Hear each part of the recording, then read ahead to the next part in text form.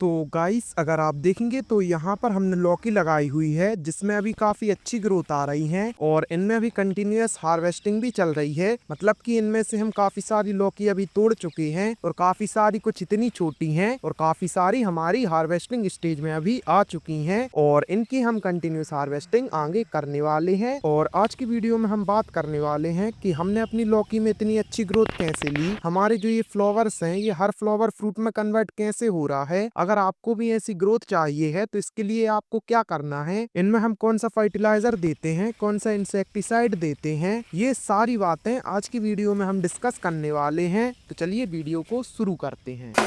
तो गाइस यहाँ पर अगर आप हमारी लौकी देखेंगे तो इसमें काफी सारे अभी फ्लावर्स आ रहे हैं। इनमें से कुछ फ्लावर्स जो हैं ये मेल हैं और कुछ फ्लावर्स फीमेल हैं। और हमें इनको पहचानना कैसे है, तो जैसे कि ये हमारा लौकी का पौधा है तो इसके जो मेल फ्लावर्स होते हैं उन फ्लावर्स में हमारे ऐसे नॉर्मल फ्लावर जैसे होते हैं जो कि हमारे नॉर्मल फूल होते हैं, जैसे गुलाब हो गया, गेंदा हो गया, इनके जैसे ही होते हैं ये। लेकिन हमारे जो फीमेल फ्लावर होते हैं उनके पीछे अगर आप देखेंगे तो आपको एक वेजिस जैसा दिखेगा, मतलब कि एक सब्जी लगी हुई दिखेगी। अगर आपका लौकी का पौधा है तो आपको एक छोटी सी लौकी उसमें लगी हुई दिखेगी, तो आप समझ जाइए कि ये हमारा फीमेल फ्लावर है। और उसके साथ ही अगर आपको एक नॉर्मल फ्लावर जैसा ही फ्लावर दिखता है तो ये हमारा मेल फ्लावर है। आप इनमें कंफ्यूज मत होइएगा। अगर आपने करेला लगाया हुआ है तो उसमें नीचे छोटा सा करेला होगा, हमने पहले ही वीडियो बना के आपको बताया हुआ है काफी डिटेल में। और इन्हीं फ्लावर्स से हमारे फ्रूट्स कन्वर्ट होते हैं और इनमें होती है एक पॉलिनेशन की प्रोसेस, जिसके चलते मेल के जो हमारे स्टिग्मास होते हैं वो फीमेल में जाते हैं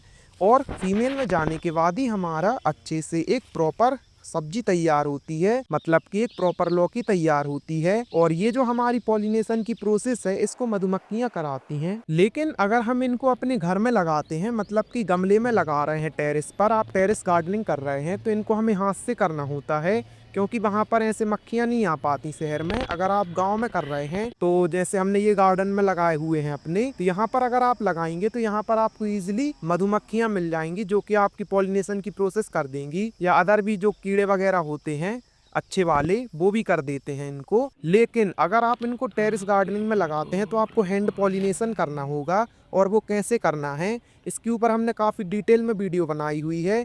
तो अगर आपको जानना है बिल्कुल स्टेप बाय स्टेप पूरा डिटेल में कैसे होता है, कब करना है, क्या करना है, तो आप हमारी वो वीडियो देखिए। अभी हम आपको ऐसे ही नॉर्मली करके दिखा रहे हैं ऊपर ऊपर से। तो हमें क्या करना है, अपना मेल फ्लावर तोड़ना है, इसके ऊपर की पंखुड़ियाँ हमें हटानी है और इन पंखुड़ियों को हटाने के बाद हमारे जो बीच के स्टिग्मा हैं, इन स्टिग्मा को हमें फीमेल फ्लावर के स्टिग्मा से टच कराना है। जब ये टच होते हैं तो इनके जो हमारे स्टिग्मास होते हैं वो फीमेल फ्लावर में चले जाते हैं और यही काम मधुमक्खियां करती हैं। तो ऐसा करके हमारा जो है फ्लावर पॉलिनेट हो जाता है और हमारा फ्लावर्स में फिर लौकी लगने लगती हैं।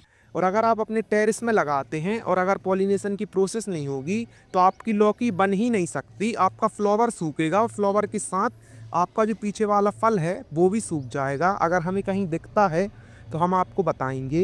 ये प्रॉब्लम आपको टेरेस में ही सिर्फ आएगी, ऐसे नॉर्मली नहीं आ सकती।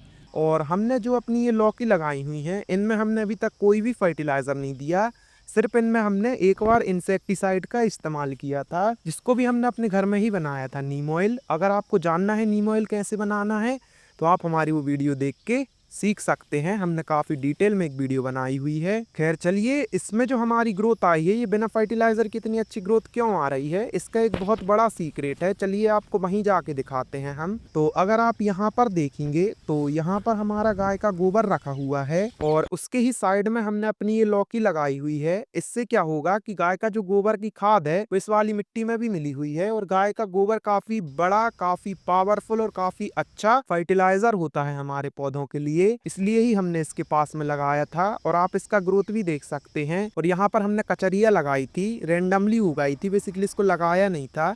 और इसमें भी हमें काफ़ी अच्छी ग्रोथ देखने के लिए मिल रही है। इसमें अगर आप फ्लावर्स देखेंगे तो आप देख के परेशान हो जाएंगे। और हाँ, इसमें भी मेल और फीमेल वाला सिस्टम होता है। जितनी भी हमारी बेला वर्गीय सब्जियां होती हैं उनमें तो काफ़ी ज़्यादा होता है मेल और फीमेल वाला, और इन सब में हमें हैंड पॉलिनेशन करना है। और अगर आप इनको खेत में लगा रहे हैं तो फिर कोई दिक्कत नहीं है। और इसमें देखिए आप कितने सारे फ्लावर्स आ रहे हैं। तो आपको हमारी ये इन्फॉर्मेशन कैसी लगी हमें कमेंट करके ज़रूर बताइएगा। अभी हम यहाँ पर थोड़े से सिनेमैटिक्स डाल दे रहे हैं हमारे, जिससे आप हमारा फार्म देख पाएंगे। हमने और भी काफ़ी सारी सब्जियाँ लगाई हैं, चलिए उनको भी देखिए आप। और हम सबके ऊपर डिटेल में वीडियो बनाने वाले हैं आने वाले दिनों में। और हम टेरेस गार्डनिंग भी करते हैं, तो उसकी भी वीडियोस आपको डे बाई डे मिलती हैं और काफ़ी सारी टिप्स भी मिलती हैं। चलिए इस वीडियो को हम यहीं एंड करते हैं। और हाँ, आप सिनेमैटिक सारे देखिएगा हमारे, क्योंकि उनमें हम काफ़ी सारी और भी सब्जियां दिखाएंगे, जैसे भिंडी हो गई, बरबटी हो गई, ये भी हमने अपने फार्म में लगाई हुई हैं, तो ये भी आपको देखने के लिए मिलेंगी। चलिए इस वीडियो को हम यहीं एंड करते हैं। अब ये एंड नहीं हो गया, अभी आपको कुछ सिनेमैटिक्स दिखाएंगे हम, उसके बाद एंड होगी। चलिए आप अब सिनेमैटिक्स एंजॉय करिए।